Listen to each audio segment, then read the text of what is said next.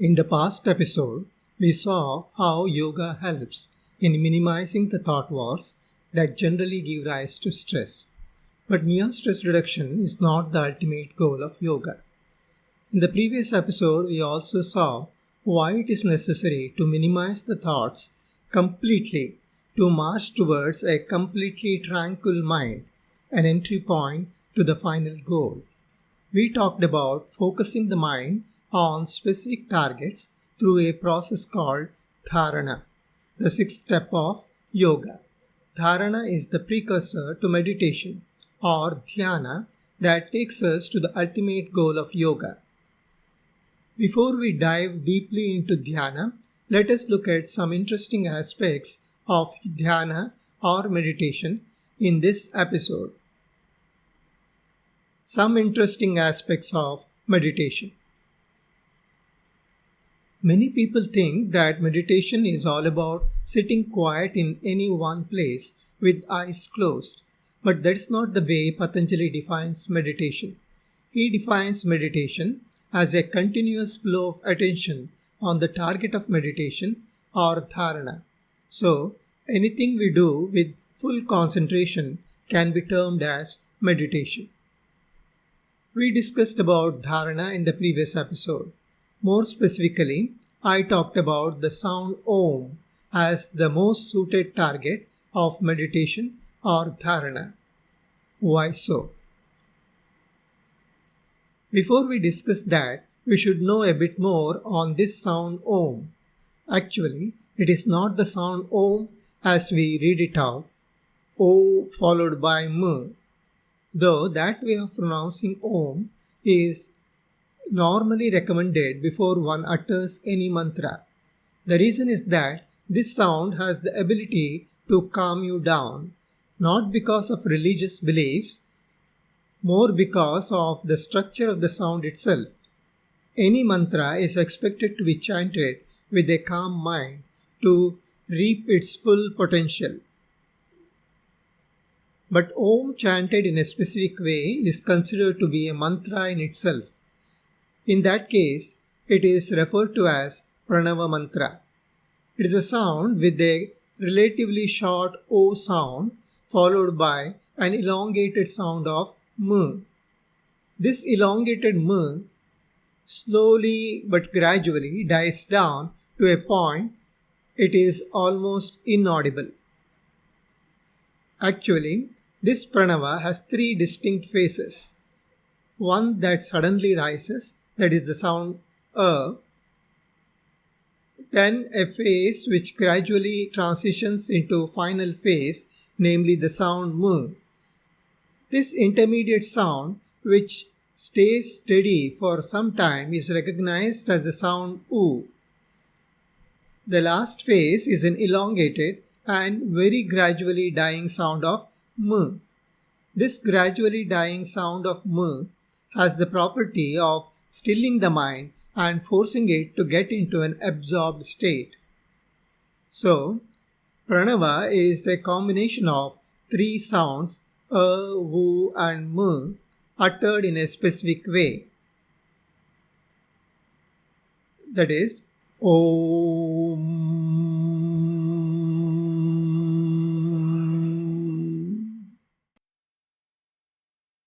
Upanishads give symbolic meanings to these three components of pranava.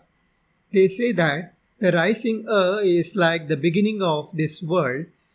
The world springs up from non-existence into existence. It then stays there for some time. That is symbolically represented by the component sound U. It does not remain there forever. It gradually dies down over a period of time. That is the sound M, which represents the reabsorption of the world back into whence it came. But it does not end there. You will once again repeat this pranava sequence after sequence.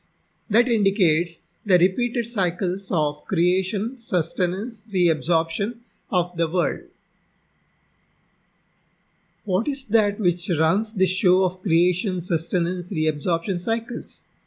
That abstract entity which stands for this cycle is called Atma or Brahma by the Upanishads. Religions call it God since almost all religions define God that way. But unlike religions, Upanishads don't talk about personified God. It is just an abstract concept. Interestingly, there are many places in the Holy Quran where sounds very similar to Pranava appear. One of them is the sequence Alif Lam Mim.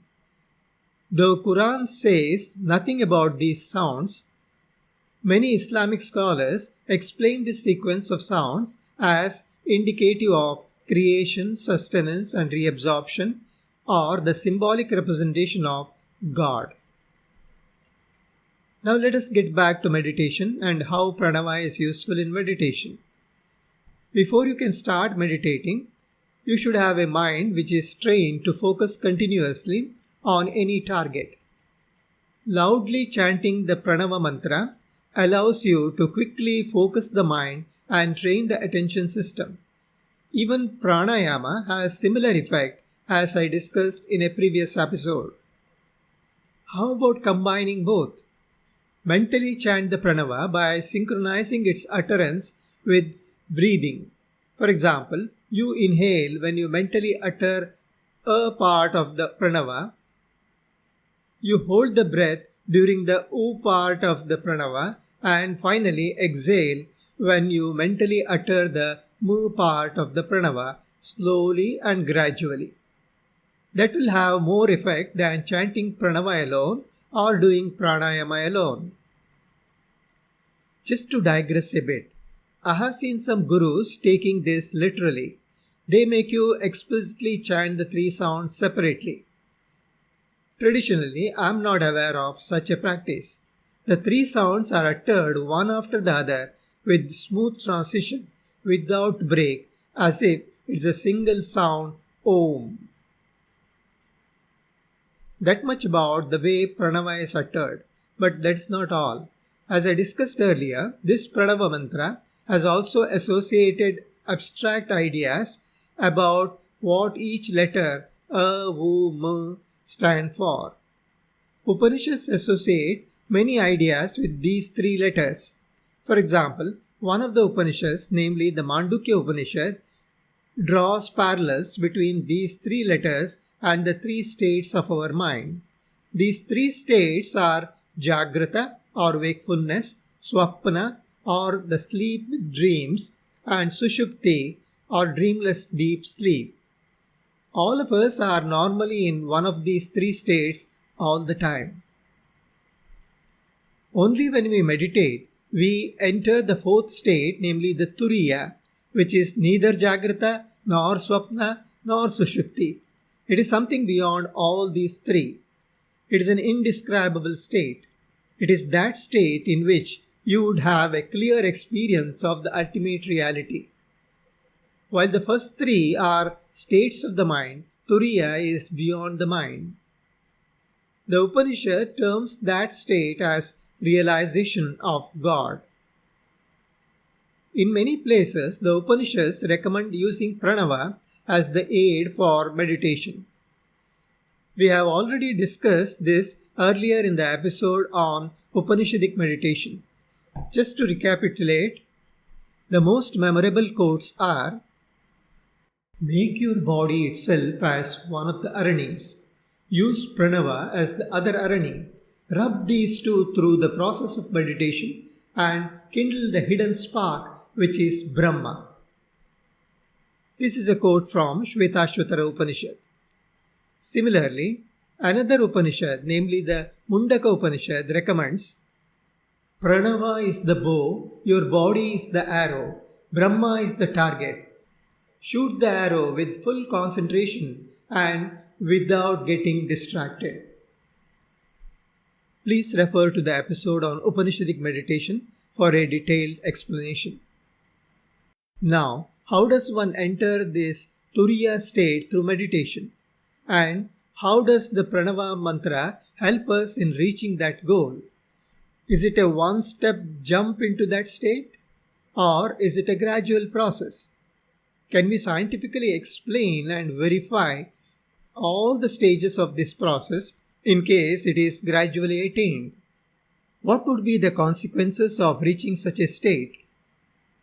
I will try to answer all these questions in the light of yoga, backed up by the Upanishads in the next episode.